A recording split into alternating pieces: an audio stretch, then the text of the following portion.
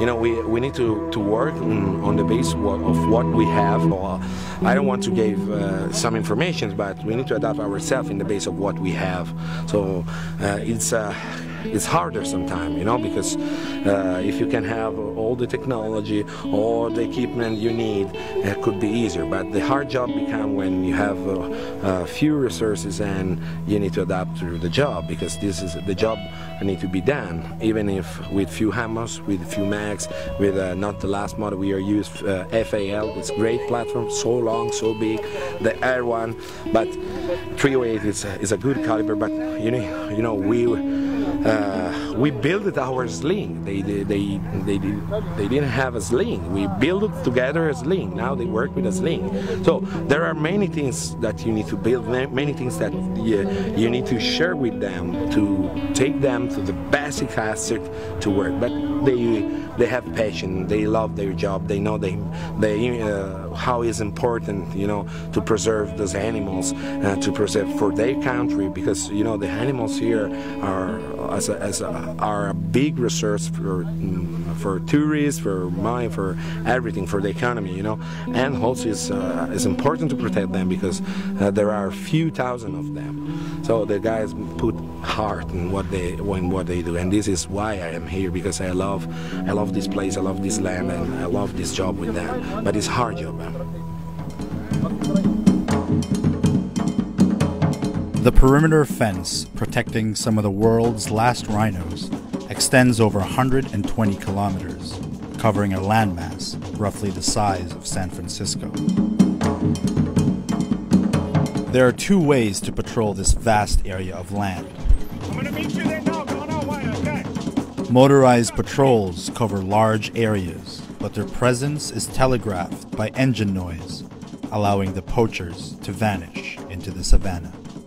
Patrols on foot, although more effective, becomes a complex chess match between the rangers and the poachers, and is limited by resources and human endurance.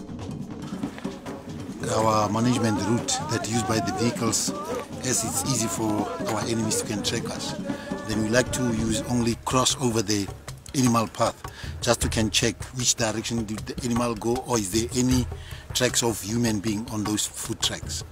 Then from there we move on doing our duty. These hurdles are further compounded by weaknesses along the fence line itself. So one of our biggest Achilles heels is these sacrificial fences at river crossings. We can't have a permanent fence here because when it floods, all the debris comes down and it will remove 100 meters of fence line. So we have to have these fences that can move with the flood line, but that creates a gate for the poachers to come in through. So they don't need to climb over the fence, they just open it up, they climb through, they separate the electric strands, and they climb through.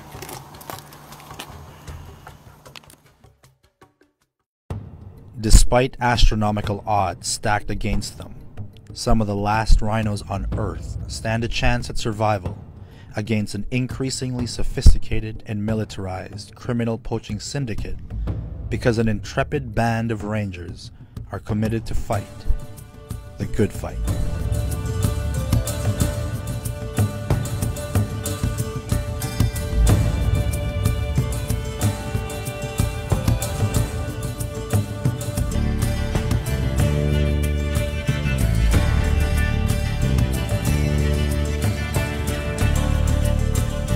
As the first training day ends, the specialized Team Zero International counter-poaching team are treated to spectacular views that only highlight the scope of their challenge.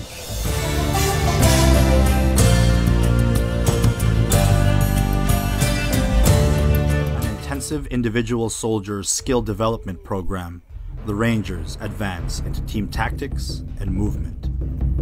So when you retreat, you need to follow this line, because it's safe. Yes. You pass behind all the man, you just need to go external. So if the last man is here, don't go here, because you break the angle.